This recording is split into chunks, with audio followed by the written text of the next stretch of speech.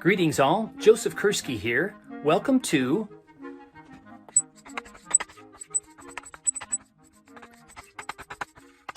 Cartographic Design. Hi folks, Joseph Kursky here with you in week 14 of our Cartographic Design course, week 14.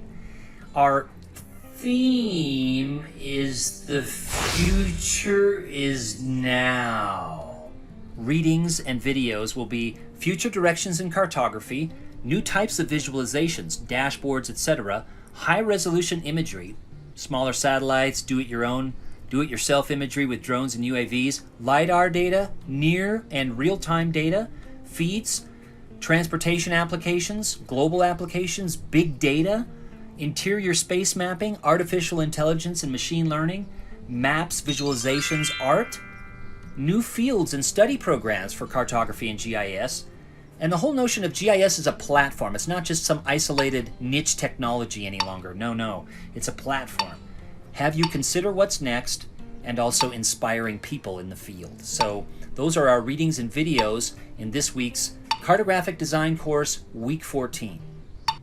Now folks, in our hands-on activities for week 14, mapping the oceans. We need to do some of that. Important part of our planet, would you not agree?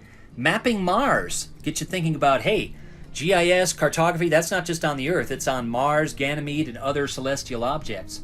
And also give you some time to work on your final project. So those are our hands-on activities in week 14, Cartographic Design.